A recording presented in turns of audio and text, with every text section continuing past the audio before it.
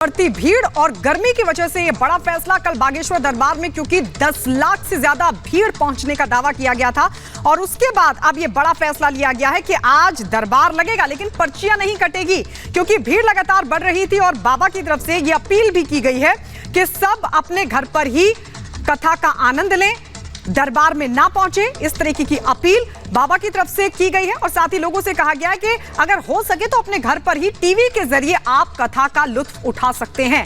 तो आज बागेश्वर बाबा का जो दरबार है वो तो लगेगा, लेकिन पर्ची वाला जो कार्यक्रम है वो फिलहाल स्थगित कर दिया गया है। बिल्कुल, पर्ची वाला कार्यक्रम जो है फिलहाल के लिए स्थगित कर दिया गया है, क्योंकि भीड़ यहां पर लगातार बढ़ते जा रही है। लाखों की संख्या में कल श्रद्धालु यहां पर पहुंचे हुए थे। ऐसे में बाबा बागेश्वर धाम के पीठाधीश्वर पंडित धीरेन्द्र कृष्ण शास्त्री ने खुद लोगों से अपील की थी कि वो इतनी संख्या में ना आए, घर बैठकर ही टीवी पर कथा का आनंद लें। यानी कि कथा तो उसी तरीके से जारी रहने वाली है, लेकिन जो पर्ची वाला कार्यक्रम है फिलहाल उसे स्थगित कर दिया गया है। हमारे साथ हमारे सहयोगी विवेक जुड़ गए हैं। विवेक का रुख कर लेते हैं। विवेक, देखिए लगातार लोग जो है वो पहुंच रहे थे बड़ी तादाद में, लेकिन आप पंडित धीरेन्द्र शास्त्री खुद कह रहे हैं कि आप घर पर बैठ करके कथा का आनंद लीजिए। आज क्या कुछ माहौल है वहां? लेकिन लोग मानने को तैयार नहीं है और लोग धीरेन्द्र कृष्ण शास्त्री को देखने के लिए यहाँ पर आप देखेंगे तो बड़ी संख्या में पहुंचे हुए हैं। जहां तक मैं देख पा रहा हूं वहां तक लोग ही लोग नजर आ रहे हैं और लोग यहाँ पर सुबह से आकर बैठ गए, क्योंकि उनको ये विश्वास था, हालांकि कल ही ये तय हो गया था कि आज दिव्य दरबार नहीं लगेगा, लेकिन फिर भी लोग यहाँ पर आकर बैठ गए। हम सीधे लोगों से बातचीत करते हैं। आपको जब पता, कल रात से आके बैठे 8 बजे से, रात से आके बैठे? हाँ जी। क्यों दिव्य दरबार आज लगेगा? बाबा दरबार तो नहीं लग रहा है। नहीं लगेगा, 90% चांस है हम लोग दिव्य दरबार। बाबा खुद मना कर चुके हैं। नहीं कहाँ से आए? बाबा भोजपुर से आए। कितने एक्साइटेड हैं बाबा को देखने? बहुत ज्यादा, बहुत हद से ज्यादा आया बाबा को देखने ही। कुछ महिलाओं से भी बातचीत करते, देखिए जो लोग यहाँ पर पहुंचे। बताइए क्या आप सुनने के लिए आई हैं? हम लोग तो दिव्य दरबार के लिए आए थे। दिव्य दरबार के लिए आए हैं। देखिए यहाँ पर बड़ी संख्या में लोग जो पहुंचे हुए हैं वो दिव्य दरबार के लिए आए हैं। आपके हाथ में क्या शंख है? मोती शंख है। जरा बजाइए इसको। कामाख्या से चल करके आया है। बजाइए जरा इसको।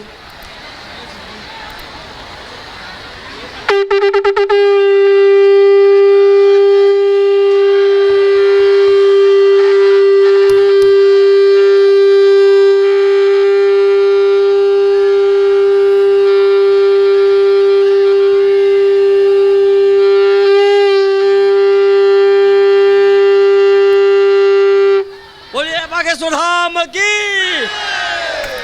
ये मोती शंख है।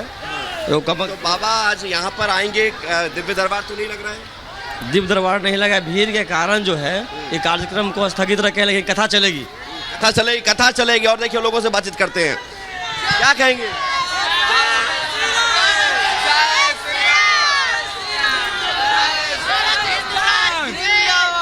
हिंदुस्तान, बाबा कहते हैं हिंदू राष्ट्र बनना चाहिए। जरूर बनना चाहिए। भारत हिंदू राष्ट्र, हिंदुस्तान नाम है, हिंदू राष्ट्र होना चाहिए।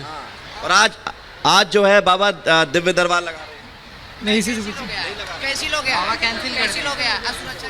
गर्मी बहुत है, फिर भी आप लोग यहाँ पर बैठे हैं।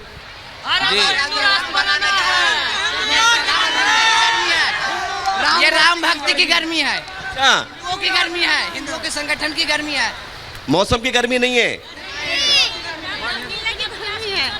बाबा से मिलने की गर्मी है। जब तक बाबा नहीं मिले तब तक हम लोग यहाँ बाबा को देखना चाहते हैं। तो देखिए आप यहाँ पर लोग कितने उत्साहित हैं और काफी समय से इंतजार कर रहे हैं। हालांकि आचार्य धीरेन्द्र कृष्ण शास्त्री यहाँ पर दोपहर बाद ही पहुंचेंगे, क्योंकि शाम 4 से 7 की कथा थी। हालांकि कल ही जरूर कहा गया था कि कथा हो सकता है कि थोड़ा सा पहले हो, क्योंकि सूर्यास्त हो जाता है, लोगों को कठिनाइयां होती हैं।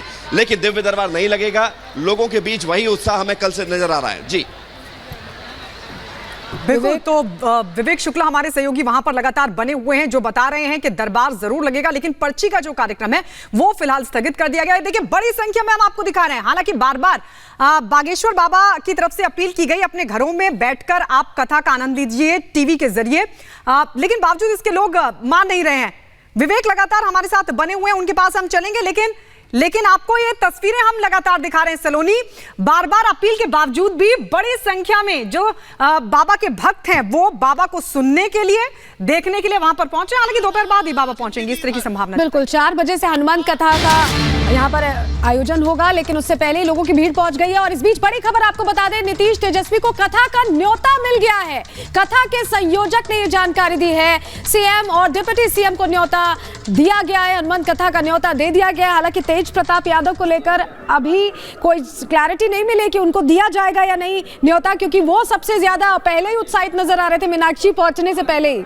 बिल्कुल, तो नीतीश और तेजस्वी यानी कि सीएम और डिप्टी सीएम दोनों को ही न्योता दिया जाएगा, ये संयोजक के द्वारा जानकारी दी गई है। क्योंकि बिहार में जब से ये पता चला था कि बागेश्वर धाम के पीठाधीश्वर यहाँ पर आएंगे, कथा करेंगे, उसके बाद से ही माहौल जो है, सियासत जो है वो बढ़ गई थी। और